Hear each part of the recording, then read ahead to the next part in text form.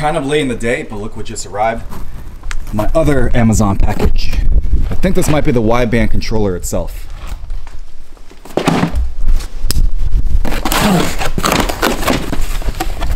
There you go. Innovate Motorsports LC-2.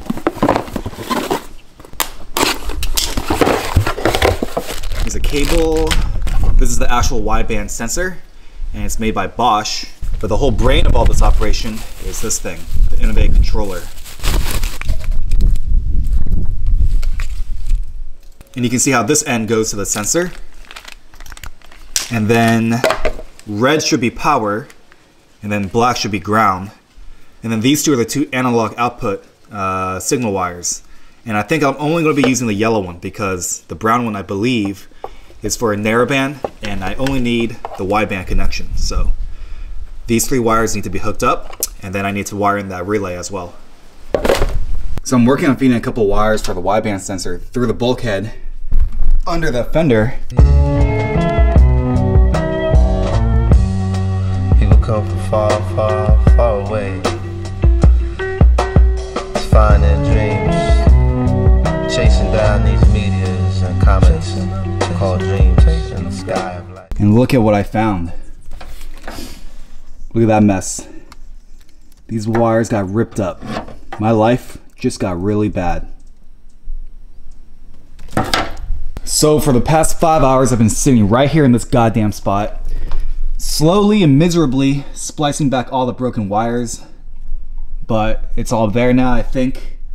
So if you want to know what hell on earth is like, this is it. And as you can see, it's already nighttime.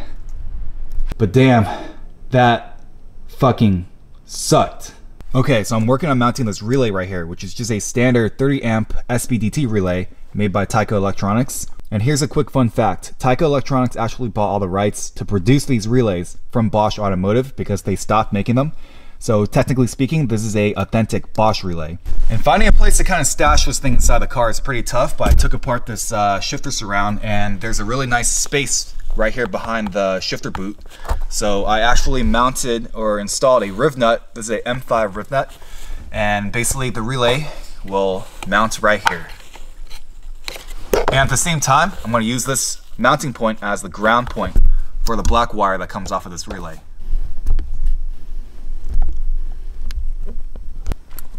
Still grinding on this relay installed, but the wiring's getting pretty close.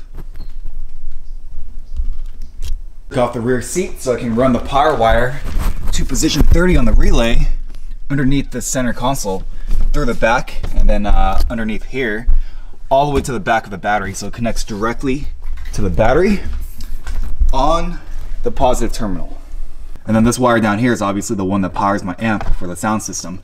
And then here's the one that's going to the relay and the Innovate controller. So this one has a inline 5 amp fuse as well. Okay, all done. So the soldering is all complete. All the splices are done. And this is the relay mounted up behind and underneath the shift boot.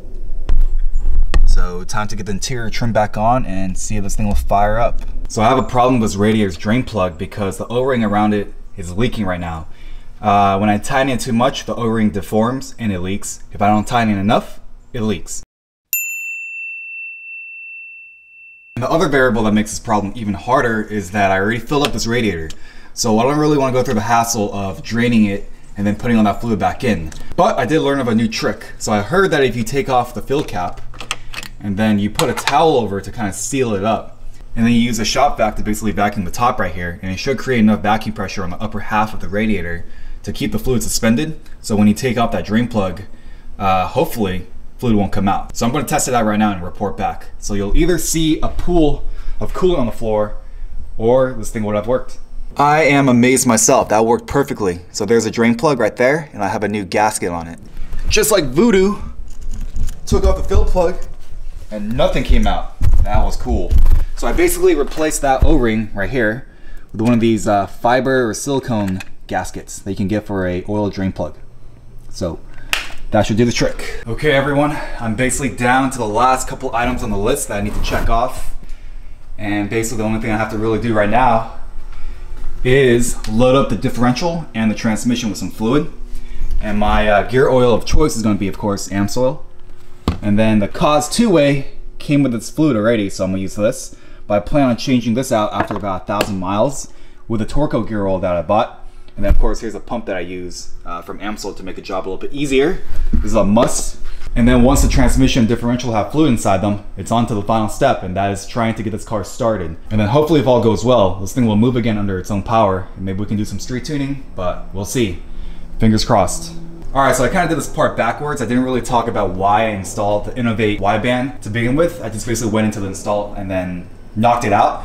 I didn't really focus too much on filming either because I really had to get that thing done ASAP and kind of under a time crunch. It was a very straightforward job, but it was a very time-consuming, tedious one. So, but yeah, everything went well. Interior's back together, relays installed underneath there, the controller's behind the head unit, and then there's a set of 3 wires that go through underneath and over the steering column, through the fender, and then inside the engine bay this way. And then one of them is the analog output wire or the signal wire, and it connects directly to the original harness for the O2 sensor.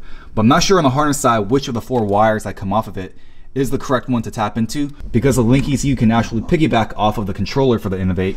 So you don't even need to run a separate gauge or anything like that. You can see it all through here if this is hooked up correctly. There's another wire over here that goes underneath the lip for the firewall, and then it goes to this ground point on the engine. So this should give it a good signal. And then the other wire is basically the main sensor wire that goes to the wideband sensor down there. So it'll connect over here somewhere. You probably can't see it. But yeah, installing this Innovate wideband kit was kind of a last minute thing because I realized pretty late that I was missing this crucial component, and it kind of slipped off the list. And because now I have an ITB setup that's running on a map sensor, tuning this engine without a proper wideband install is basically going to be a waste of time. So with that said, I jumped onto that Innovate wideband kit ASAP and got that thing installed as soon as I could. Alright, hopefully you can hear me okay because there's this dude out here who's been blowing leaves for the past hour and taking selfies like no other. The fact that I messed up the body harness didn't really sit well with me, so I went ahead and picked this thing up immediately. So let me go ahead and open this up and show you exactly what I bought.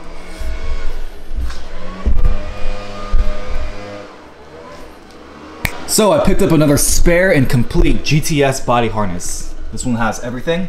And really the only reason why I picked this up is just to have some peace of mind and also to have some spares because things do happen, as you saw, and parts are getting kind of hard to get for the Corolla. So why not? So the fix that I did for my harness seems to be holding up pretty well. So I'm not going to be in a huge rush to change it out with that one.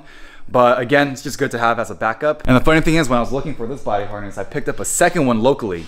It's also a GTS body harness, and that one I still need to get. I think I'm just really paranoid about being prepared, but either way, that's that. So to keep the up and down theme going with this episode, you guys all know that this lip didn't exactly work out, and this is the failure right here. Pretty poor sight. So after all that work to try and bond on the stud, it ended up in vain. So having a wide base of the stud, having epoxy on the back side, and then having fiberglass on the front side, still didn't do the trick. Bonding metal to plastic is not a very complimentary thing, I guess. So I'm gonna make a pivot and ditch this urethane plastic OEM lip, but I do still need to try and fix the holes that are existing on my bumper.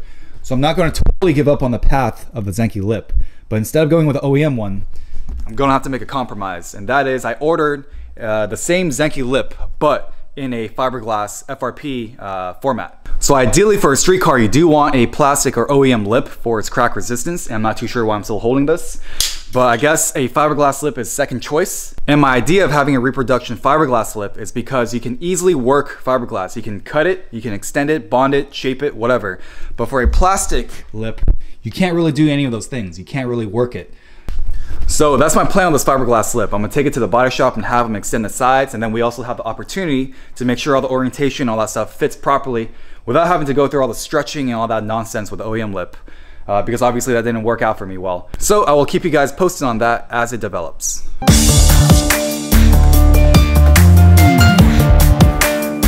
With a new standalone Link ECU, we have to sync its timing. So I picked up this timing gun, and then this universal spark plug wire. And also here in this box is a new package from Japan. And you'll find out what this is and what this Thailand box is later on.